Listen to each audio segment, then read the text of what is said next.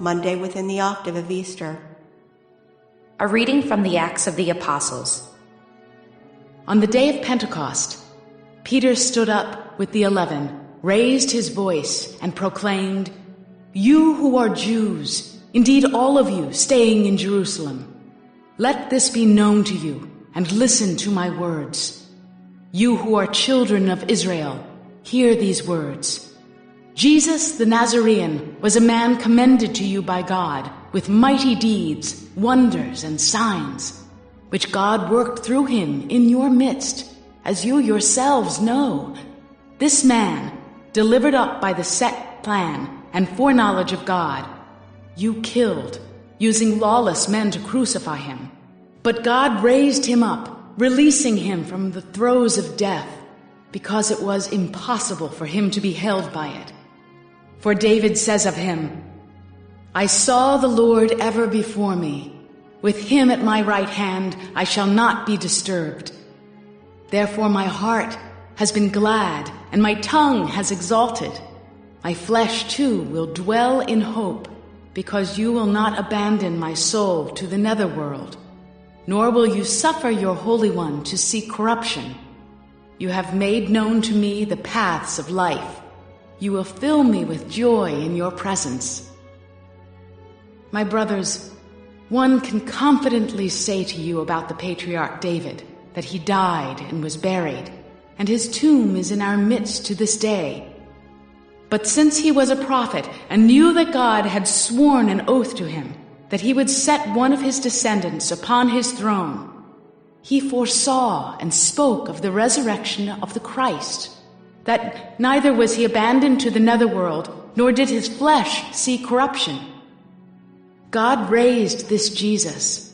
Of this we are all witnesses. Exalted at the right hand of God, he poured forth the promise of the Holy Spirit that he received from the Father, as you both see and hear. The word of the Lord. The responsorial psalm. The response is, "Keep me safe, O God, you are my hope." Keep me, O God, for in you I take refuge. I say to the Lord, my Lord are you. O Lord, my allotted portion and my cup, you it is who hold fast my lot. Keep me safe, O God, you are my hope. I bless the Lord who counsels me. Even in the night my heart exhorts me. I set the Lord ever before me. With him at my right hand I shall not be disturbed. Keep me safe, O God, you are my hope. Therefore my heart is glad and my soul rejoices. My body too abides in confidence, because you will not abandon my soul to the netherworld, nor will you suffer your faithful one to undergo corruption. Keep me safe, O God, you are my hope. You will show me the path to life, fullness of joys in your presence, the delights at your right hand forever. Keep me safe, O God, you are my hope. A reading from the Holy Gospel according to Matthew.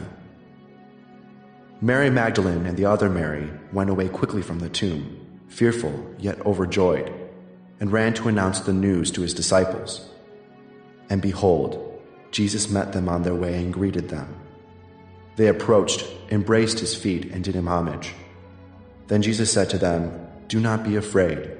Go tell my brothers to go to Galilee, and there they will see me." While they were going, some of the guard went into the city and told the chief priests all that had happened.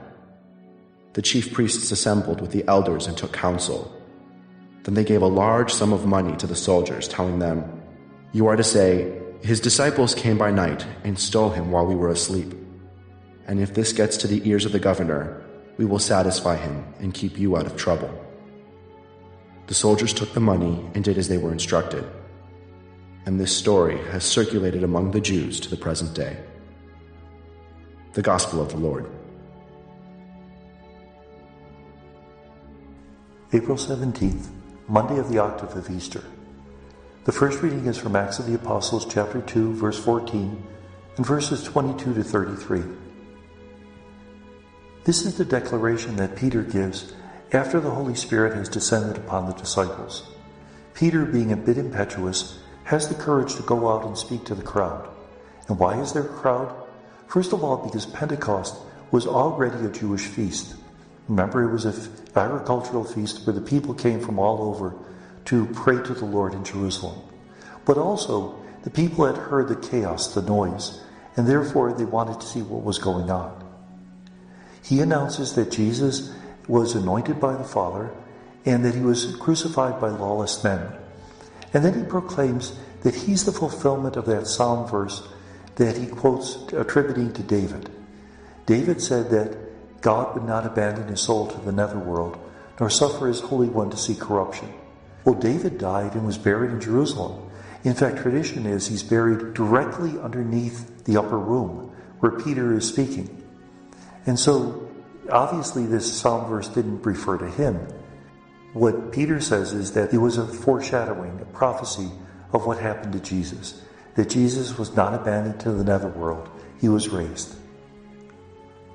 The Gospel is from Matthew 28, 8-15. Mary Magdalene and the other Mary go to the tomb. Now notice there are two women, which is very odd, because in a very Jewish gospel, you wouldn't expect women to have that authority. They weren't allowed to give witness in the Old Testament. Here they give witness to the resurrection of Jesus. And they're to go and tell the disciples that Jesus would meet them in Galilee. In the meantime, the guards are paid a bribe to lie about the resurrection, to say that Jesus' body had been stolen. This is an apologia to combat some of the lies that were told about Jesus. We see that in the early chapters of the Gospel of Matthew, where Matthew goes out of his way to say that Jesus was born of a virgin, because he has to combat the myth that Jesus was really Ben Pantera, the son of Pantera, Pantera being the name of a Roman soldier who supposedly had a fling with Mary. And at the end of the Gospel, we see that same apologia to deny the lies that had been concocted by the leaders of the Jews. It raises the whole question, when is apologia good? If it's used to defend the truth, it is good. If it's used to attack others, then it's not. And may God bless us.